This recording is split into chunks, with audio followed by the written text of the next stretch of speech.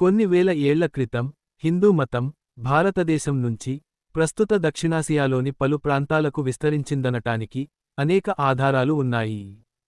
థాయిలాండ్లోని pong Naga అడవుల్లో ఉన్న వెంకటేశ్వర స్వామి పోలిన విష్ణుమూర్తి విగ్రహం దీనికి ఒక ముఖ్య ఉదాహరణ.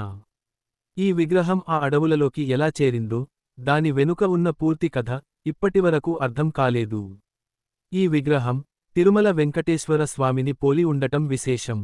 అందువల్ల తెలుగు రాష్ట్రాల ప్రజలు తిరుమల తిరుపతి దేవస్థానం టీటీడీ వంటి సంస్థలు చొరవ తీసుకొని ఈ విగ్రహాన్ని పరిరక్షించాల్సిన అవసరం ఉన్నది.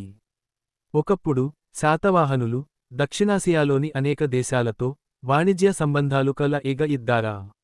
మచిలీపట్నం, చెన్నపట్నం వంటి రేవులు ఇతర దేశాలకు వస్తూ వెళ్లేవి. ఈ సమయంలో మన దేశంలోని సంస్కృతి, సంప్రదాయాలు, హిందూ మతాన్ని అనేకమంది విదేశాలలో ప్రచారం చేశారు.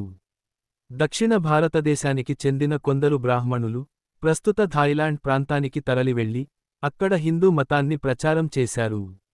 దీనికి ప్రత్యక్ష ఉదాహరణ పాంగ్ నాగా ప్రాంతంలోని అడవుల్లో ప్రతిష్ఠించిన విష్ణుమూర్తి విగ్రహం.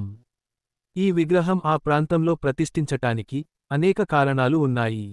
ఒకప్పుడు కంబోడియా, బర్మా ప్రాంతాల వాసులు థాయిలాండ్లోని పుణ్యక్షేత్రాలపై దాడులు చేసేవారు. అక్కడి విగ్రహాలను తీసుకెళ్లి తమ వద్ద ప్రతిష్ఠించేవారు.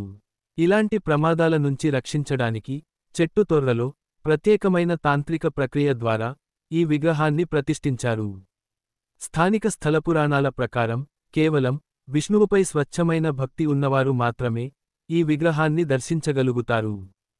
సుమారు 35 సంవత్సరాల క్రితం బౌద్ధులు ఆ ప్రాంతంలో తమ ఆరామాన్ని నిర్మించుకునేందుకు ప్రయత్నించగా చెట్టు తొర్రలో ఈ విగ్రహం దొరికింది. ఒక వృద్ధ బౌద్ధ సన్యాసి ఈ విగ్రహం ఎలా దొరికిందో ఇలా వివరించారు: మేము అడవిలో ఆరామానికి అనువైన స్థలాన్ని వెతుకుతున్నాం. ఒక చిన్న పిల్లవాడు మాకు దగ్గరగా వచ్చి ఆ చెట్టు వైపు చూపించాడు. అక్కడ 3 విగ్రహాలు కనిపించాయి. ఒకటి పెద్ద విష్ణు విగ్రహం, మరొకటి అమ్మవారి విగ్రహం, మూడవది ఏమిటో తెలియదు. ఆ పిల్లవాడు ఆ రాయిపై కాలి పెట్టి అదృశ్యమైపోయాడు. ఇప్పటికీ ఆ రాయి, దానిపై కాలి గుర్తులు మనకు కనిపిస్తాయి. తిరుమలలో వెంకటేశ్వర స్వామిని విష్ణుమూర్తిగా కొలుస్తారు.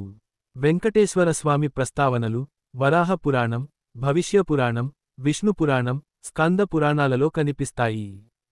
స్కంద పురాణంలో వెంకటాచల మహాత్మ్యం అనే ప్రత్యేక అధ్యాయం కూడా ఉంది. చోళులు, పల్లవులు అనేక విష్ణు విగ్రహాలను తమ ప్రత్యేక శైలిలో చెక్కించేవారు. ఈ విగ్రహం చేతిలో గదకని లేకపోయినా మిగతా రూపం వెంకటేశ్వర స్వామి మాదిరిగా కనిపిస్తుంది. అయితే ఇది ఎక్కడ నుంచి వచ్చిందో ఇంకా తెలియలేదు. చుట్టుపక్కల శాసనాలు ఉంటే వాటిని కనుగొనవలసిన అవసరం ఉంది. మన పూర్వీకులు వైష్ణవ మత ప్రచారంలో భాగంగా అనేక ప్రాంతాల్లో వెంకటేశ్వర స్వామి మాదిరి విగ్రహాలను ప్రతిష్ఠించారు. మధురలో గుప్తుల కాలానికి చెందిన విగ్రహం, బాదామిలో చాళుక్యుల కాలానికి చెందిన విష్ణు విగ్రహం తిరుమల విగ్రహానికి పోలి ఉంటాయి. వీటిలో కీర్తిముక్తి, శంఖం, చక్రం, కౌస్తుభం ఉంటాయి. థాయిలాండ్లోని వాట్పు, పాంథం రంగ్ ప్రాంతాల దేవాలయాల్లోని విగ్రహాలు తిరుమల వెంకటేశ్వర స్వామి మాదిరిగా కనిపిస్తాయి. చివరగా నారాయణనికరం లోని విగ్రహంపై మరింత పరిశోధన అవసరం ఉంది. ఈ విగ్రహం విష్ణువుదేనని నిర్ధారించడానికి సుమారు 5 ఏళ్లు పట్టినట్లు ఆధ్యాత్మిక పరిశోధకురాలు థాయిలాండ్ నుండి లిదియా లక్ష్మి తెలిపారు. ప్రస్తుతం చుట్టుపక్కల అటవీ ప్రాంతాల్లో శాసనాల కోసం ప్రయత్నాలు జరుగుతున్నాయి.